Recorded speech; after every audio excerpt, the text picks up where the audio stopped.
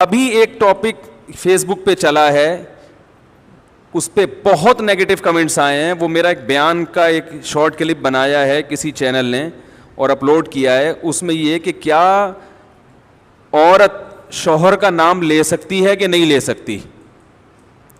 کسی نے مجھ سے سوال کیا تھا کہ کیا عورت اپنے شوہر کا نام لے سکتی ہے کہ نہیں لے سکتی, یا منع کے ابا ہی کہے گی وہ.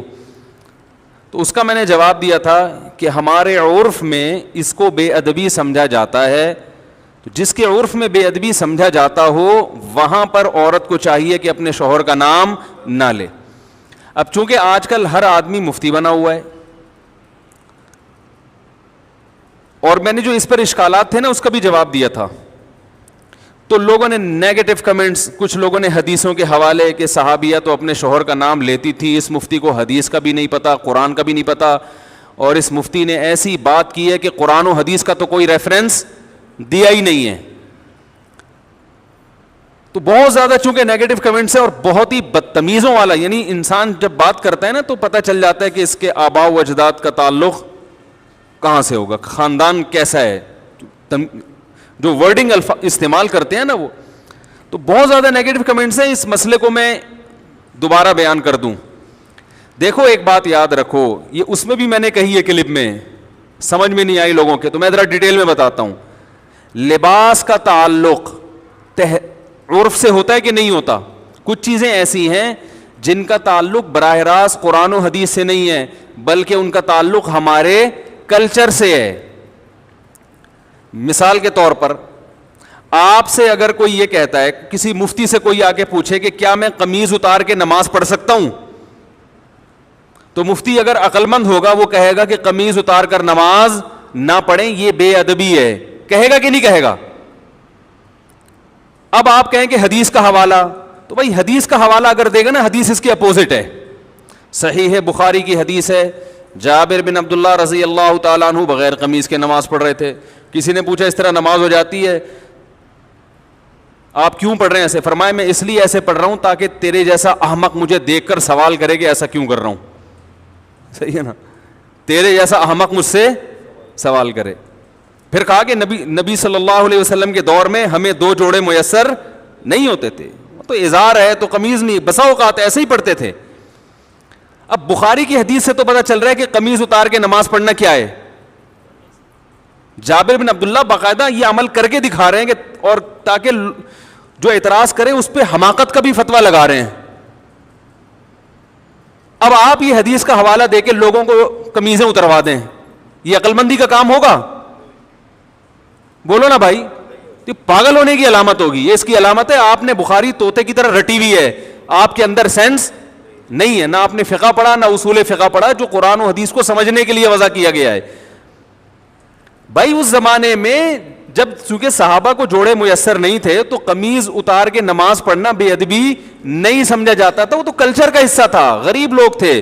اصحاب صفہ میں ہم دیکھتے ہیں کہ حدیث میں آتا ہے کہ ایک دوسرے کی طرح پشت کر کے بیٹھے ہوئے تھے, کیونکہ لباس سطر ڈھانپنے کے لیے اتنا تھوڑا تھا کہ وہ ایک دوسرے کی طرف رخ کر کے بیٹھنا ان کے لیے مشکل تھا, اتنی غربت تھی.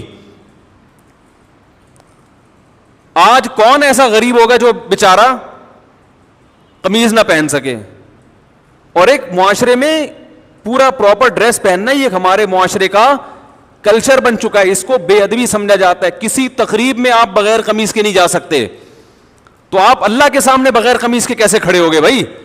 اگر صحابی بغیر قمیض کے نماز پڑھ رہے ہیں تو ایک بڑی اچھی تقریب میں بھی وہ بغیر کرتے کے چلے جاتے تھے. وہ صحیح بخاری کی حدیث ہے, نبی صلی اللہ علیہ وسلم کے پاس ایک صحابی نے عرض کیا, یا رسول اللہ میرا اس خاتون سے نکاح کرا دیں. فرمایا مہر فرمائی یہ لنگوٹا جو میں نے باندھا ہوا ہے.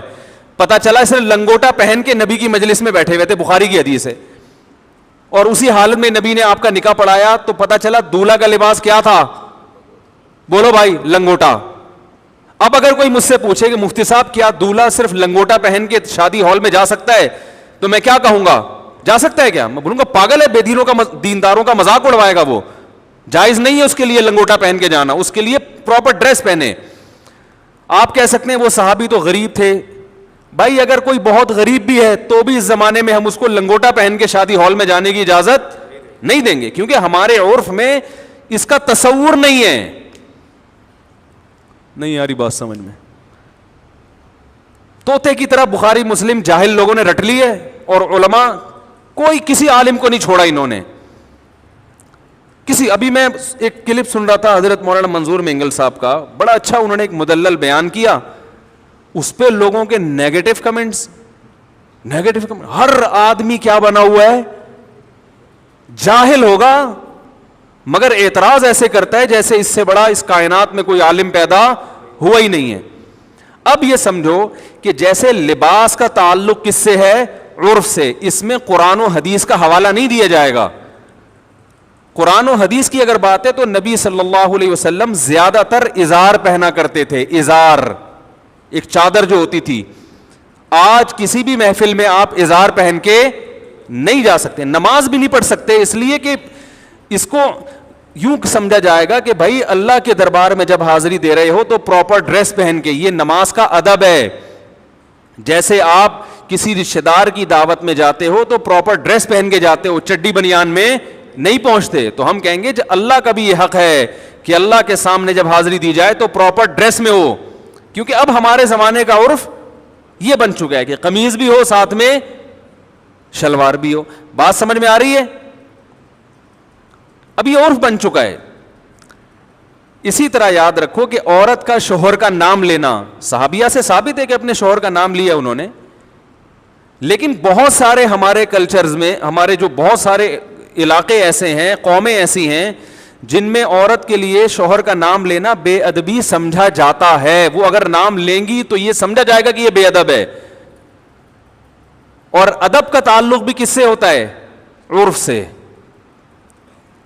اگر یقین نہیں آتا تو آپ یہ دیکھو, ہم یہ کہتے ہیں کہ نبی صلی اللہ علیہ وسلم نے فرمایا. کیا کہتے ہیں؟ فرمایا.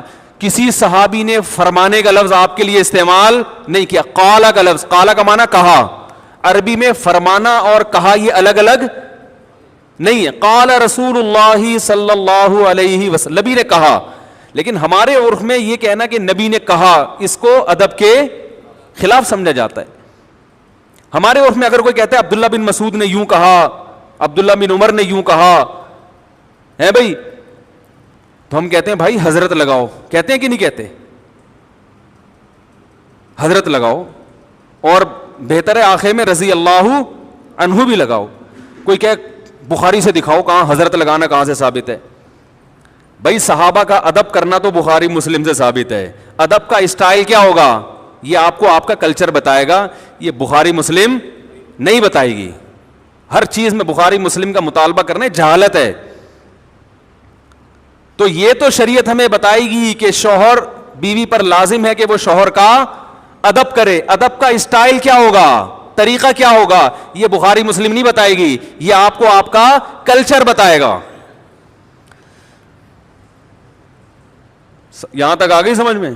تو اتنے بیوقوف ہم نہیں ہیں جتنے آپ ہمیں سمجھتے ہو, ٹھیک ہے نا. ہم نے بھی پڑھی ہے بخاری مسلم الحمدللہ. اور میرے جو استاد تھے نا شیخ الحدیث, جن سے میں نے 8 سال جن سے اصلاحی تعلق قائم کیا, دن رات ان کی صحبت میں ہم دوزانوں بیٹھ کر صبح و شام ان سے سیکھتے رہے ہیں. انہوں نے 20 سال دارالعلوم کورنگی میں بخاری پڑھائی ہے. نہیں یاری بات, پڑھی نہیں ہے بلکہ پڑھائی ہے. تو کلچر کا تعلق کس سے ہوتا ہے؟ اب دیکھو امہات المومنین بھی رسول اللہ صلی اللہ علیہ وسلم کا نام نہیں لیتی تھی. کبھی حدیث میں آتا ہے کہ زوجہ نے کہا یا محمد, آپ کہہ سکتے ہیں اس لیے نہیں لیتی تھی کہ نام لینا ادب کے خلاف, اور وہ چونکہ نبی تھے اور قرآن نے ان کا نام لینے سے منع کیا کہ ایسے مت پکارو جیسے دوستوں کو پکارتے ہو. تو اس سے اتنی بات تو ثابت ہوتی ہے کہ بسا اوقات نام لینا بے ادبی سمجھا جاتا ہے. تو جس قوم میں نہیں سمجھا جائے گا وہ نام لیں, جس قوم میں سمجھا جاتا ہے وہ نام نہ لیں. اور آسان مثال بتاؤں, دیکھو اللہ نے عورت کا جو پردہ عورت پہ فرض کیا ہے, سگے بھائی سے پردہ فرض نہیں ہے, ایسا ہی ہے نا. سگے بھائی سے پردہ فرض نہیں. سگے بھائی کے سامنے عورت اپنی کلائیاں کھول سکتی ہے, اپنی پنڈلیاں کھول سکتی ہے, یعنی ان کا پردہ نہیں ہے. سر کے بال دکھا سکتی ہے, اس کا پردہ نہیں ہے. لیکن شریف خاندانوں میں اس کو معیوب سمجھا جاتا ہے, اور شریعت نے بھی اس کو معیوب سمجھنے پر پابندی نہیں لگائی. کسی بھی اچھے خاندان میں کبھی ایسا نہیں ہوتا کہ لڑکی جو ہے نا وہ گھٹنوں تک اسکارف پہن کے بھائی کے سامنے آگے بیٹھ جائے. اچھے خاندانوں میں ہم نے دیکھا ہے کہ جوان بیٹی جب باپ کے سامنے بیٹھتی ہے تو سر پہ, بولو نا, دوپٹہ لیتی ہے, کیونکہ عرف میں اس کو اچھا سمجھا جاتا ہے. تو ادب کا تعلق کس سے ہے؟ کلچر سے, بہت حد تک کلچر سے ہے, بہت حد تک عرف سے ہے. بعض لوگوں نے یہ بھی نیگیٹو کمنٹس کیے, اشکال کیا ہے کہ اچھا اگر کلچر ہی کو فالو کرنا ہے تو کتنی غلط رسومات ہیں جو شریعت کے خلاف ہیں, پھر تو وہ سب حلال ہو جائیں گی. تو بھائی شریعت کے خلاف ہونا الگ بات ہے, اگر شریعت نے اس کو غلط قرار دیا ہے تو پھر ہم اس کو غلط کہیں گے, یا اس کے نتائج غلط نکل رہے ہیں تو بھی غلط کہیں گے. عورت اپنے شوہر کا نام لے یا نہ لے, شریعت نے اس میں دونوں چیزیں رکھی ہوئی ہیں, بھائی لے بھی سکتی ہے اور نہیں بھی لے سکتی. شریعت نے یہ کہا بھائی ادب کرو, کسی قوم میں ادب کے خلاف سمجھا جا رہا ہے تو وہ نام نہ لے, ادب کے خلاف نہیں سمجھا جا رہا تو وہ نام لے, کیونکہ اس میں برا نہیں سمجھا جائے گا اس کو. ہم اس کو اس لیے پروموٹ کرتے ہیں اس کلچر کو, نام لینے والے کو, کہ شریعت میں شوہر کا بہت احترام ہے جو آج کل ختم. تو ہم کہتے ہیں کچھ تھوڑے بہت تمیز آداب باقی رہ گئے, اس کو تو باقی رہنے دو, اس کی وجہ سے تھوڑا سا شوہر کا احترام رہے گا. یعنی جو نتائج اس پہ جو مرتب ہو رہے ہیں وہ اچھے مرتب ہو رہے ہیں, وہ برے مرتب نہیں ہو رہے, وہ ایسے نتائج مرتب ہو رہے ہیں جو شریعت چاہتی ہے. جیسے شریعت نے ابا کے سامنے بیٹی کو دوپٹہ لینے کا حکم نہیں دیا مگر پابندی بھی نہیں لگائی. تو جب دونوں راستے ہیں تو ہم کہیں گے شریعت کے مزاج سے زیادہ قریب کیا ہے, دوپٹہ لینا یا نہ لینا؟ لینا زیادہ مزاج کے قریب ہے. اس میں باپ کا احترام ہے, حیا ہے, اور شریعت معاشرے میں حیا کو فروغ دینا چاہتی ہے. تو جو چیز حیا کے زیادہ قریب ہوگی اس کو اپریشیٹ کیا جائے گا, جو حیا سے دور ہوگی اس کی حوصلہ شکنی کی جائے گی, اور اس پر بخاری مسلم کے حوالے مانگنے والے پر جہالت کا فتویٰ لگایا جائے گا. سمجھ میں آ رہی ہے بات؟ اس پر یہ فتویٰ لگایا جائے گا کہ یہ کیا ہے, پاگل ہے. تو اور بہت ساری چیزیں اس بارے میں. تو جو عورتیں شوہر کا نام لیتی ہیں لیں, میں نے یہ تھوڑی کہا کہ گناہ مل رہا ہے یا ناجائز ہے, میں نے ادب, اگر کلچر اس کی اجازت نہیں دیتا تو ادب کیا ہے کہ نام نہ لے بھائی. اچھا مجھے یہ بات بتاؤ, بڑے بھائی کا نام لینا, کوئی آپ سے پوچھے کہ بڑا بھائی ہے 10 سال عمر میں آپ سے بڑا ہے, اس کو نام لے کے پکارنا, اگر یہ مسئلہ مجھ سے پوچھا جاتا یا کسی بھی مفتی سے پوچھا جائے گا, وہ کیا کہے گا؟ نام سے پکارنا ادب کے خلاف ہے, بلکہ اس کو بھائی جان کہنا چاہیے, بڑے بھیا کہنا چاہیے. یہی ہے نا. اب آپ کو حدیث میں تو آتا ہے کہ فلاں صحابی نے اپنے بڑے بھائی کا نام لیا ہے بھائی, عربی میں بڑے بھائی کے لیے کوئی بھائی جان جیسا لقب یا اس سے ملتا جلتا کوئی لقب ہمارے علم میں نہیں ہے, وہ تو نام لیتے تھے. اب آپ کہو کہ اس مفتی نے یہ کہا ہے کہ بڑے بھائی کا نام نہ لو, اور اس پر کوئی قرآن و حدیث کی حوالہ اس نے پیش نہیں کیا. یہ سب اندھے مقلد ہیں, یہ صرف اپنی دکانیں چمکانے کے لیے بیٹھے ہوئے ہیں, ان کو قرآن و حدیث بالکل بھی نہیں آتا. الحمدللہ آپ سے زیادہ اچھا آتا ہے, اور آپ سے زیادہ اچھا سمجھ بھی سکتے ہیں اس کو. اس لیے ہم یہ کہیں گے کہ چھوٹا بھائی بڑے بھائی کو نام سے نہ پکارے, کیونکہ شریعت میں چھوٹے بھائی کو حکم ہے کہ بڑے بھائی کا ادب کرے. کیسے کرے یہ شریعت نے نہیں بتایا. نام لینا بڑے بھائی کا ہمارے عرف میں ادب کے خلاف سمجھا جاتا ہے, بدتمیز سمجھا جاتا ہے. جو اپنے بڑے بھائی کو بولا ستار ذرا ادھر آنا, بات سننا کیا حال ہے, ستار ذرا پانی لے کر آنا, وہ بولے گا تیرا بھائی ہوں, تیرے باپ کی جگہ ہوں, تو آپ بولو گے بھائی جان, بھیا, یہی کہیں گے نا. اس کے لیے بخاری مسلم کے حوالے کی ضرورت نہیں ہوگی, اس کے لیے اتنے حوالے کی ضرورت ہوگی کہ چھوٹے پر بڑے کا احترام لازم ہے. احترام کا اسٹائل کیا ہوگا یہ آپ کو آپ کا کلچر بتائے گا, یہ آپ کو بخاری مسلم نہیں بتائے گی, کیونکہ کلچر چینج ہوتا رہتا ہے ہر زمانے کے لحاظ سے. بڑی بہن کو لوگ کیا کہتے ہیں, نام سے پکارتے ہیں یا آپی آپا باجی کہتے ہیں؟ بخاری میں ہے کہیں کہ بڑی بہن کو نام سے نہ پکارو ہے بھائی؟ ارے بھائی کوئی بڑی بہن آپ سے 20 سال عمر میں بڑی ہو, آپ اس کو نام لے کے بلاؤ, بے ادبی ہے نا. آپ کیا بولو گے؟ آپی, باجی, جو تمیز. اگر اچھا خاندان ہے بھائی, اگر نہیں ہے تو پھر میں معذرت چاہتا ہوں.